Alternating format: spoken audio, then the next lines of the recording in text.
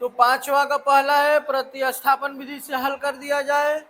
पहला समीकरण है 1/2x प्लस वाई बराबर 1। दूसरा समीकरण है 1/3x माइनस 7y बराबर 4। समीकरण 1 से स्टार्ट करिए। इक्वेशन नंबर 1 से 1/2x प्लस वाई बराबर 1, ठीक है। चलिए, तो 1/2x प्रतिस्थापन विधि में क्या बताए थे, किसी एक को ट्रांसफर कर देना है। जैसे अगर हमें x का मान निकालना है तो x वाला अकेले रहेगा, बाकी सबको ट्रांसफर कर देना है दूसरे साइड में, ठीक है। ये फिलहाल x वाला अकेले है, यहाँ y प्लस का है, उधर जाएगा तो माइनस का हो जाएगा। यहाँ पहले से 1 है और ये प्लस का इधर आया तो माइनस का। हमें x अकेले चाहिए ना, यहाँ 1/2 है, इसको भी ट्रांसफर करना पड़ेगा।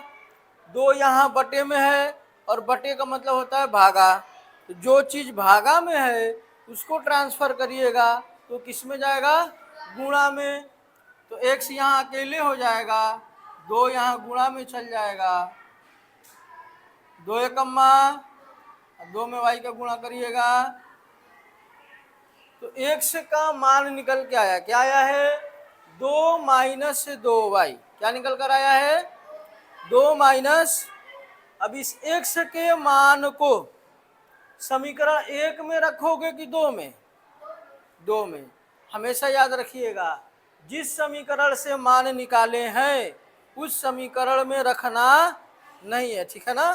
पहले वाले से निकाले हैं तो दूसरे में रखिएगा, दूसरे वाले से निकालिएगा तो पहले में रखिएगा, ठीक है।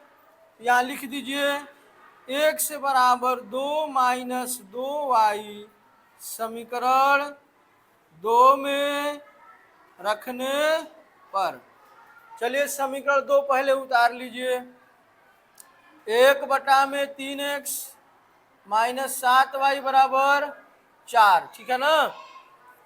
तो 1/3 x की जगह पे क्या रखना है, 2 माइनस 2y। x की जगह क्या रखना है, 2 माइनस 2y। फिर आगे क्या है, माइनस 7y, क्या है, बराबर 4, ठीक है। तो अब इसका गुणा कर दीजिए, 1 का 2 में गुणा करिएगा 2, 1 का 2y में गुणा करिएगा 2y और बटा में 3 माइनस 7y बराबर 4। ये बताइए 7y के बटे में कोई संख्या नहीं दी है तो क्या रहता है, यहाँ क्या लिख देंगे।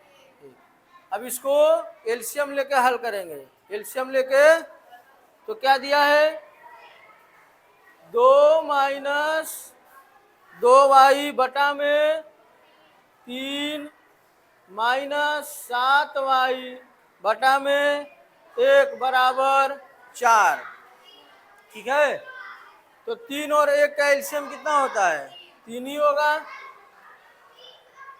3 से 3 एक बार में जाएगा, 1 का इसमें गुणा करेंगे तो वही आएगा, 2 माइनस 2y, ठीक है। ये माइनस है तो माइनस, 1 से 3 का बार में जाएगा, 3 बार में, 3 का 7 में गुणा करोगे 21y बराबर, ये यहाँ बटा में है उधर भेजेंगे तो गुणा में हो जाएगा, 2 माइनस 2y माइनस 21y बराबर, ये 3 गुणा में जाएगा तो 4 गुणे 3।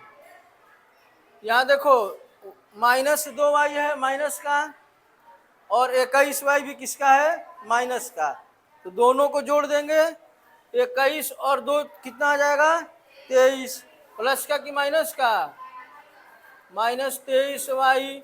यहाँ पे 2 प्लस का है उसको उधर भेजेंगे, एक बार और कर लो, 2 माइनस 23y बराबर 4 तिहाई 12, तो माइनस 23y बराबर 12 और ये 2 इधर प्लस का इधर आएगा तो माइनस 23y बराबर 12 में से 2 गया 10, तो y बराबर कितना आ जाएगा, 10 बटा में ये माइनस का हो जाएगा y का मान कितना आया 10 बटा में -23, ठीक है, क्योंकि यहाँ 23 गुणा में इधर आएगा तो भागा में हो जाएगा। y का मान किस में रखेंगे, समीकरण नंबर 2 में, यहां तक उतारिए।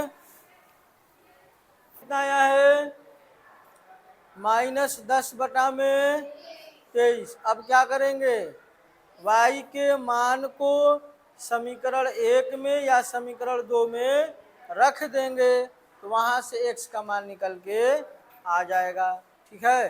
तो लिखिए